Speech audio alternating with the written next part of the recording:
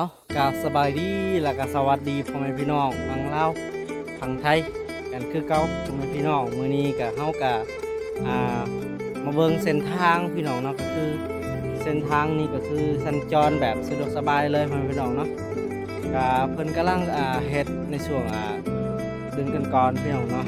ปีกายนี่ก็คือบ่มีเส้นทางเลยพี่น้องเนาะ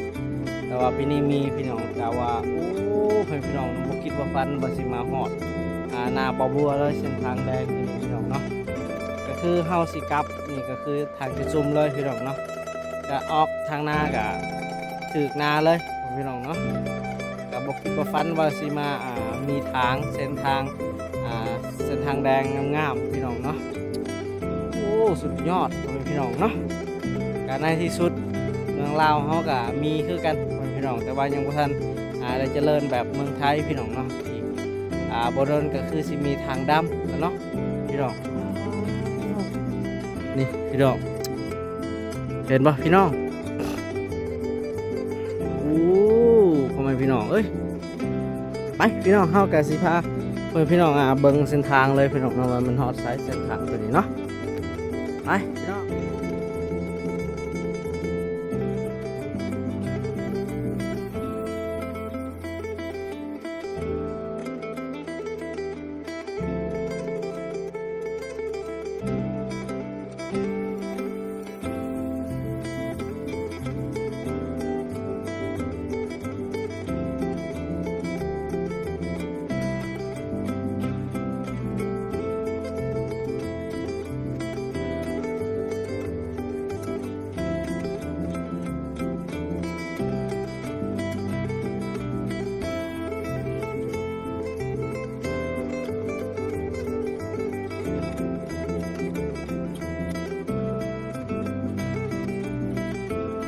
พี่น้องเนาะมันจะมีทางแยกกับบันพี่น้อง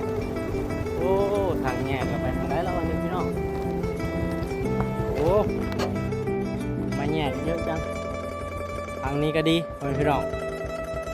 อันนี้ก็คือเส้นทางเมืองบานทางเบาบัวพี่น้อง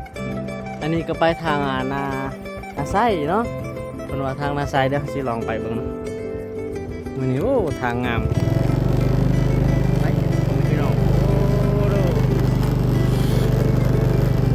ในที่สุดบ้านท่าแบบนี้ไปทางนี้ก่อนนะพี่น้อง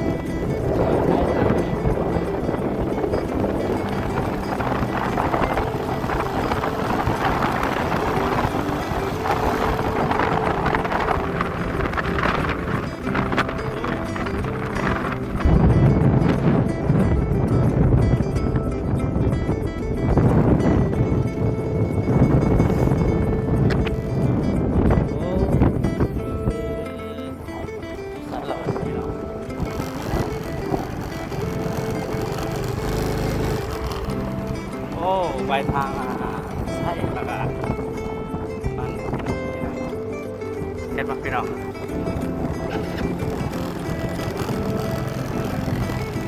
บ้านกระเจ้างามแห้งเลยพี่น้อง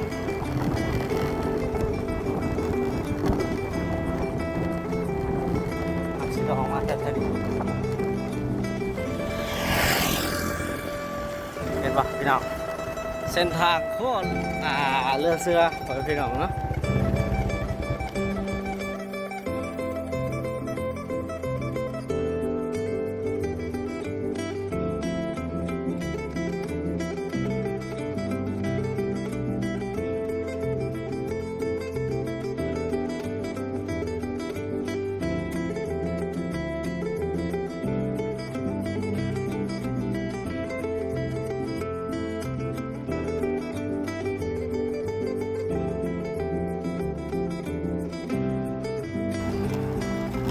เขาไปสีได้กลับเขาไปพี่น้องมาบนทางนะ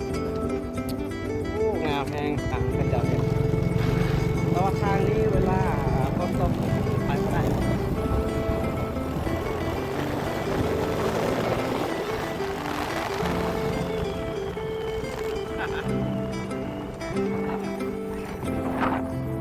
ไปเนาะ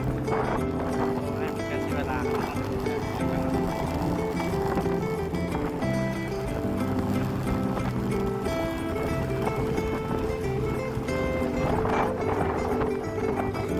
โ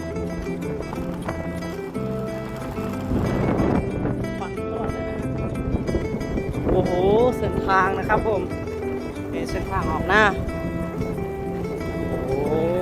บอกคิดว่าฟันเลยพี่น้องที่นี่เส้นทางงามๆแบบนี้พี่น้องเนาะแต่ว่ากับเวลาฝนตกนี่กะมันก็ซ้อนไปได้พี่น้องฝนตกเนี่ยมันไปพอได้พี่น้องมันลื่นเนาะเพราะว่าทางนี่มันเป็นทางแดงพี่น้องไปพี่น้องอัปเดตไปเรื่อยๆเนาะ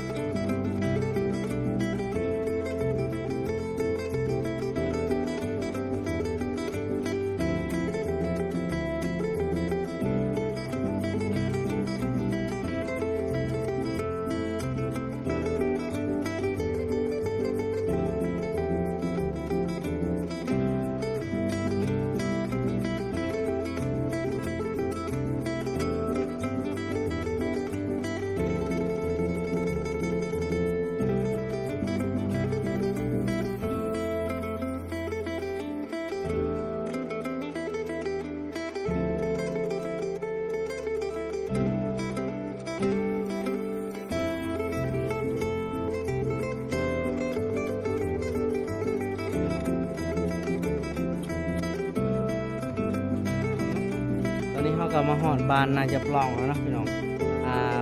หมู่บ้านตัวนี้ก็คือเขาจะจัดสรรเป็นตัวเมืองเนาะพี่น้องเนาะอนาคตต่อไปก็จะเป็นเมืองแล้วเนาะพี่น้องหมู่บ้านตัวนี้เนาะเพราะว่าบ้านตัวนี้ก็คือมีทางแดงแล้วพี่น้องเนาะก็เฮาแล่นรถกับว่าเฮา10 นาทีก็ฮอดแล้วพี่น้องว่าเส้นทางมันงามพี่น้องเนาะอนาคตต่อไปก็เป็นเมืองแล้วเนาะพี่น้องอยู่นี่เนาะเอาก็เฮาก็สิได้ปิดคลิปก่อนพี่น้องเนาะก็อัปเดตเส้นทางพี่น้องต่อไปก็คือเส้นทางแดงตลอดเลยพี่น้องแต่ว่ามันก็เป็นเส้นทางเก่าพี่น้องเนาะก็ต่อไปก็คือเจริญเลยพี่น้องแบบเมืองไทยเลยเนาะพี่น้องเนาะแบบว่าเส้นทางฮอตหน้าเลยพี่น้องเนาะเอาสำหรับคลิปนี้เฮาก็สิขออำลาพี่น้องเนาะก็ก่อนอื่นก็อย่าลืมฝากกดไลค์กดติดตามให้บัวๆกันต่อไปพี่น้องโอเคพี่น้องเนาะสำหรับคลิปนี้ก็บ๊ายบายพี่น้องหมู่บ้านเงียบๆพี่น้องแต่ว่าอนาคตจะเมืองเลยพี่น้องเนาะไป let's go